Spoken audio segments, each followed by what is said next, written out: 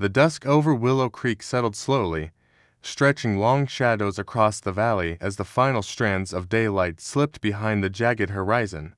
It was the kind of evening when even the wind grew quiet, when the sky laid itself down in warm copper hues, and the world felt paused between one breath and the next.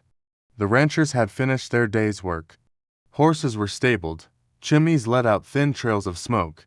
Everything was still, until the stillness broke. A single cry cut through the peaceful evening, not loud, but sharp enough to stop even the most seasoned cowboy in his tracks. It was filled with urgency, fear, and something fragile underneath. Sheriff Caleb Warren froze atop the North Ridge. That voice wasn't just familiar, it was unforgettable. Alara Briggs. The widow with a will strong enough to take on a storm. The woman who built her life board by board, refusing to crumble even when loss threatened to swallow her whole.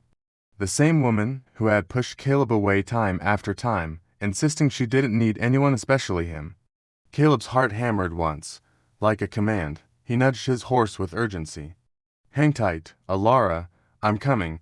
The stallion leapt forward, hoofs pounding against the dry earth. Dust rose behind them as they cut across the ridge. With every stride, a faint smell drifted through the air, smoke, fresh and unsettling. Caleb leaned forward, urging the horse faster as the copper sky darkened. By the time he reached the creek flats, he saw it. Alara's cabin glowed in a halo of trembling orange. A fire not wild, not raging, but dangerously alive crept along the cabin's right side, licking at the wooden exterior. The air shimmered with heat as small sparks floated upward like wandering embers. Caleb didn't wait. He jumped off the horse before it stopped. "Alara," he shouted, voice slicing through the smoke. "Alara, answer me." Only the crackle of burning boards answered him. Then he heard it, not a scream this time, but a thin, choked sound from behind the cabin. Caleb ran toward it, his boots kicking up dust, and then he saw her. Alara stood beside the chicken coop, the glow of the fire outlining her figure like a silhouette cut from gold. Her hair was loose, strands falling across her face, and in her arms she held a small girl, barely 5 years old. The child clung tightly to her, face buried in Alara's shoulder, coughing softly. "Alara." Caleb breathed, relief flooding through him so quickly it weakened his knees. But she lifted her chin, the familiar stubbornness flashing in her eyes even now. "I told you, Caleb," she said, her voice firm despite the smoke. "I don't need saving." He didn't argue. Not with flames behind her and fear hidden beneath her words. "Your roof seems to think otherwise," he said gently. Alara brushed a streak of soot from the little girl's hair, and for the first time, Caleb saw the worrying in her expression, a deep, trembling worrying she was trying desperately to hide. "She ran outside," Alara said quietly. "I followed her when I smelled the smoke. I don't know where the fire started." Caleb lowered himself slowly, careful not to startle the girl. "Hey there, little one. You're safe here." The girl recoiled instantly, gripping Alara tighter. Alara shifted protectively. "She doesn't trust easily." He looked up. "Alara, who is she?" Alara swallowed hard, her voice dropping. "I found her 2 nights ago. Near the old trail. No family, no belongings. Just wandering." "And you didn't send word to me?" Caleb asked softly. "You're the sheriff," she muttered, turning away. "And I don't need you stepping into my life again." That word again landed heavier than any smoke, as if helping her after her husband died, as if standing beside her in her darkest days, had all been unwelcome. Caleb forced the ache down. "We can talk later. Right now, we need to get you both somewhere safe." "The cabin won't hold." Alara hesitated, not out of pride, but because the child in her arms trembled with every gust of smoke. "All right," she whispered, "the barn. It's farther from the flames." Caleb nodded and guided them across the yard. The fire behind them flickered and glowed, casting warm light across the ground. As they walked, small embers floated like drifting fireflies around them, harmless but haunting. Inside the barn, the cool air wrapped around them like a blanket. The girl finally loosened her grip, though she still refused to look anywhere except at Alara. "She needs water," Caleb said softly. There's some by the hayloft. Caleb filled a tin cup and approached carefully, but the girl shrank back, her tiny shoulders tightening. She's scared of men? Alara whispered. Even young boys make her flinch, whatever she's been through. It took away her trust. Caleb's heart tightened. Has she said her name? No, Alara murmured. She hasn't spoken a single word. Caleb sat back, running a hand through his dusty hair. The pieces began forming in his mind: a lost child, a sudden fire, a widow's cabin targeted on a calm night. Alara, he said gently, this wasn't an accident. She stiffened. What do you mean? You helped me last month, he said, when those travelers needed shelter. Some people didn't like that. People who don't want anyone standing with the law. Alara's breath hitched. You think someone did this on purpose? Caleb nodded. And if someone is looking for this girl, they may be trying to scare us off. Alara looked down at the child, brushing soot from her forehead. Her voice trembled now, not out of fear for herself, but for the little soul clinging to her. Before Caleb could say more, a hard thump struck the barn door. Not violent, not harmful, but loud enough to echo through the wooden walls. The girl tensed instantly, burying her face deeper into Alara's shawl. Alara held her close, her own breathing unsteady. Caleb stood, positioning himself between them and the door. Alara, he said softly, without looking back, stay behind me. I told you, she whispered. I don't need saving. Caleb exhaled slowly, eyes fixed on the flickering shadows outside. Maybe not, he murmured, but tonight. We protect each other. Another muted sound moved near the barn wall, slow, searching, like someone walking the perimeter, trying to see who was inside. The glow from the burning cabin painted faint silhouettes across the yard. Shapes moved in and out of the firelight, not rushing, not storming in, but scanning, observing, looking for something, or someone. The little girl trembled. Alara held her even tighter. Caleb steadied his breath. Whatever waited outside hadn't come for destruction. It had come for answers, and the night was only just beginning. The barn shook again as another bullet punched through the plank wall, scattering dry hay like golden sparks. Inside, the horses stamped nervously, their eyes rolling white with fear. I pressed myself flat against a support beam, my revolver steady, my breath shallow. Outside, the fire at Alara's cabin had grown into a roaring inferno, its glow flickering wildly across the barn interior. The heat pulsed like a heartbeat, painting everything in shades of orange and shadow. The smell of burning pine and scorched earth clung to the air. Across the way, Alara crouched behind a stack of feed sacks, a little girl clutched tightly to her chest. The child trembled, clinging to the widow's shawl with small, terrified fingers. Alara tried to whisper reassurance, but even her strong voice cracked under the weight of fear. I shifted slightly, keeping my eyes locked on the barn door. They're not backing off, I said, my voice low. 3 men, maybe more behind them. They ain't firing warning shots this time. Alara swallowed hard. They wouldn't. Hurt a child.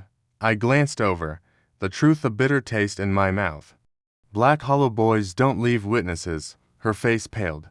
Another bullet punched into the wall, sending a wooden splinter slicing across her forearm. She winced but didn't loosen her hold on the girl. I grit my teeth. We need a way out. There isn't one. Alara snapped in a whisper. Only the side door, and they're right there. That's not the only exit, I murmured, nodding toward the hay loft above us. A small window sat near the roof line, barely wide enough for a grown man, but enough for a woman and a child. Alara followed my gaze. To high, if we jumped, you won't jump. I cut her off. You'll slide down the thatch stack outside the window. The storm last week left it soft. Another shot hammered the barn door, and the hinges groaned. They're coming in. I hissed. Get up there. Now. No. Alara whispered fiercely. You're not staying behind. I looked at the child, then back at her. I'm the only thing standing between them and her, and you. I steadied my voice. Go. Alara hesitated just one heartbeat too long because that's who she was. Strong. Stubborn. terrified of losing someone again. Even me. Go, I repeated. Softer this time. Please. Her eyes searched my face looking for doubt, weakness, fear. She found none. Finally, she nodded. I helped her climb the ladder to the loft, steadying her foot when a rung cracked. Hay dust drifted like snow around us. Outside, torchlight flickered against the window. The gang was circling. Alara glanced down at me. Come with us. We can all make it. I touched the brim of my hat, half a smile, half sorrow. I'll be right behind you. It was a lie. One she desperately wanted to believe. I boosted her toward the window. She climbed through, then reached back for the girl. I passed the child gently into her arms. The little one clung to Alara's neck, burying her face in her shoulder. Alara, I said softly, as soon as your feet hit the ground, run toward the creek. Don't stop. Don't look back. Her throat moved as she swallowed. You better follow, Caleb Warren, because if you don't, a loud crash cut her off. The barn door burst inward. 3 men stormed in, faces wrapped in bandanas, rifles raised. I stepped back into the shadows of the loft. Alara, go, I whispered sharply. She disappeared from the window in a blur. I dropped from the loft, landing behind a stack of crates just as bullets exploded through the barn like angry bees. Wood splintered, horses screamed, dust clouded the air. The gang leader's voice rang out, rough and gravelly. Sheriff Warren, we ain't here for a fair fight. Hand over the girl, and maybe we'll let your bones stay in one piece. I fired a single shot toward the doorway. A man cursed and ducked back. I ain't handin' over nobody, I shouted. You want her, you come take her. They would. I knew it. The gang leader stepped forward, torch in hand. Flames snapped violently, illuminating the cruel smirk behind his bandana. You hidin' her in here, Sheriff. His voice dripped poison. We followed her trail. That little one saw something she shouldn't. Maybe your widow friend too. My stomach lurched. So that was it. The little girl wasn't random. She'd witnessed something deadly. I shouted from cover. What did she see? The leader laughed. Ain't your concern. You're already a dead man. He hurled the torch onto a pile of dry hay. Flames crawled upward instantly. The barn began to burn. I cursed under my breath. I was running out of time, out of bullets, out of air. I aimed carefully, shot once, then twice. Another man dropped his rifle with a shout as the bullet grazed his shoulder. The gang scattered behind the stalls. But then I heard the unmistakable click of a hammer being cocked somewhere behind me. I spun, too late. A tall outlaw stepped from the shadows, rifle aimed at my chest. End of the line, Sheriff. I didn't flinch. My mind flashed with Alara's face, the little girl's frightened eyes, the burning cabin. The promise I'd made, not tonight. The outlaw's finger tightened on the trigger. A thunderous crack split the air. The man jerked backward. Blood bloomed across his shoulder as he crumpled. I whipped toward the barn door and saw her, Alara Briggs, standing just inside the entrance, holding my spare rifle, hand shaking, eyes blazing with a fire that matched the one climbing the barn walls. Don't touch him, she hissed. I stared at her like she was the miracle I never deserved. But there was no time. Where's the girl? I asked. In the creek bed, she said breathlessly, hiding under the fallen log. She's safe. Another bullet whizzed past, slamming into the stall post inches from her head. I grabbed her arm. We're leaving. Now! Together we ran, weaving through the barn as flames consumed the rafters overhead. Smoke thickened, stinging our eyes, choking our lungs. A burning beam crashed down behind us, showering sparks onto the dirt floor. We reached the back wall. I kicked a loose plank I'd noticed earlier. It snapped outward, revealing the darkness beyond. Go, I said. This time, she didn't argue. We slipped through just as the barn roof collapsed in a roar of fire. Outside, the night air hit us like a cold blessing. We sprinted toward the creek, shadows chasing us, bullets snapping at our heels.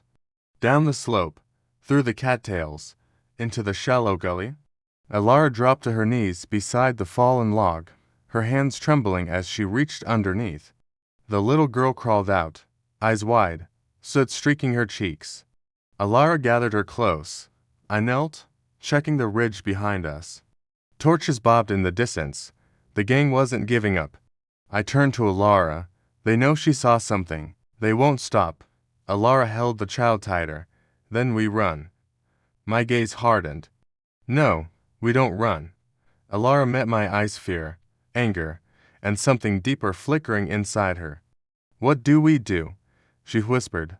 I looked toward Willow Creek, my jaw set like stone. We make our stand, because the Black Hollow gang hadn't just attacked a cabin. They had declared war, and I had already lost too much to lose them too. The night over Redwater Ridge felt wrong to still, to breathless, like the whole world was waiting for something it wasn't sure it wanted to see. I stood between two men who had once shaped my life in ways I never asked for, and in ways I could never undo. Daniel Hart lay wounded on the wooden table, his shirt ripped open, his breath shallow but steady. Tom, with dust still clinging to his coat from the hard ride, stood near the door, his silhouette dark and rigid against the lantern glow. What did you just say? Tom asked. His voice was quiet, but it carried the weight of a loaded revolver. Daniel's jaw tightened. I said, I came back for my son. The words hung in the cabin like smoke that wouldn't clear.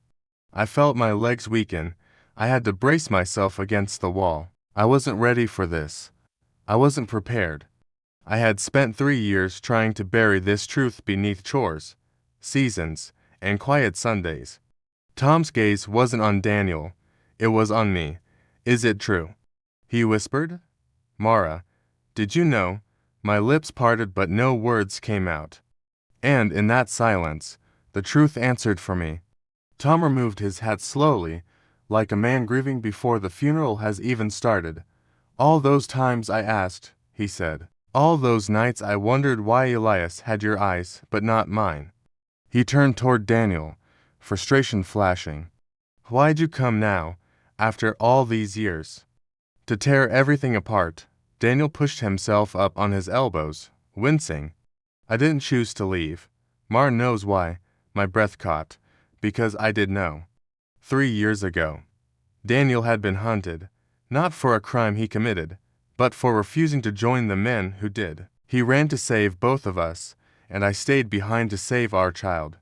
Tom's voice softened, but not with mercy. It was pure heartbreak.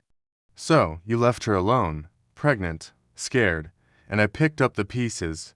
Daniel's gaze held no defense, only deep regret. I always meant to come back, but every trail was colder than the last. Every bounty hunter closer than I could risk. I never stopped trying. I couldn't hold back anymore. Tom, please, I said, stepping forward. I didn't lie to hurt you. I was trying to survive. Elias needed safety. You gave it to him, and I'll always be grateful for that. But I never said he was yours. Tom's reaction broke me. He didn't yell.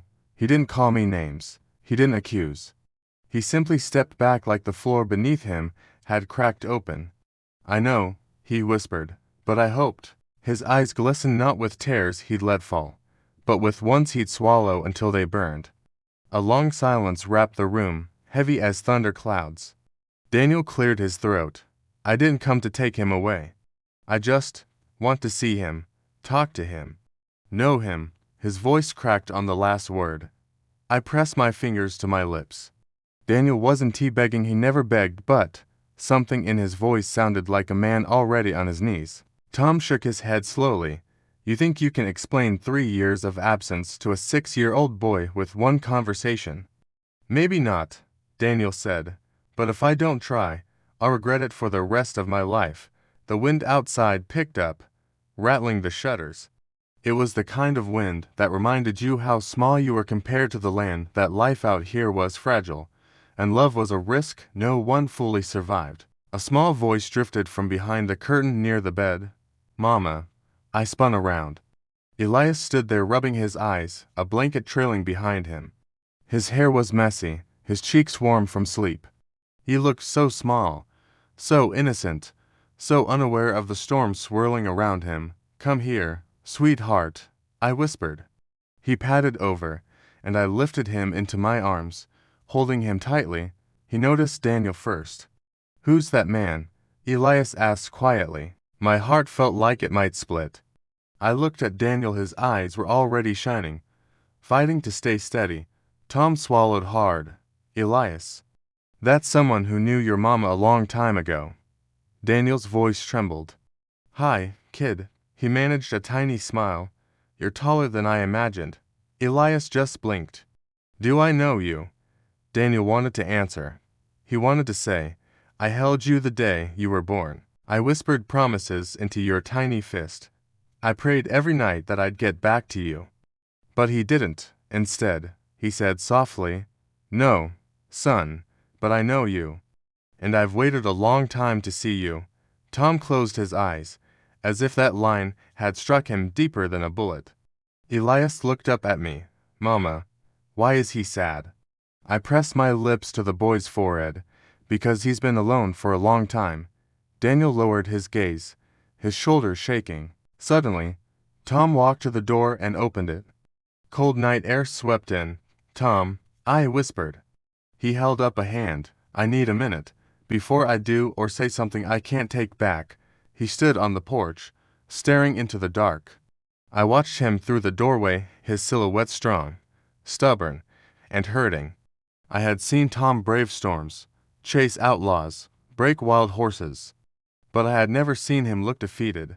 After nearly 5 minutes, he stepped back inside. His face was steady. His voice wasn't. "I'm not the man who runs from hard things," he said. "But I also ain't the kind who steals another man's family." My throat tightened.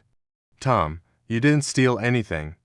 I gave you my trust, my respect, my partnership, but not your heart," Tom said gently. He looked at Elias, really looked at him. Then he turned to Daniel. "You want to be in his life," he said. "Then earn it. Stay, work, heal, prove you're not the same man who rode away."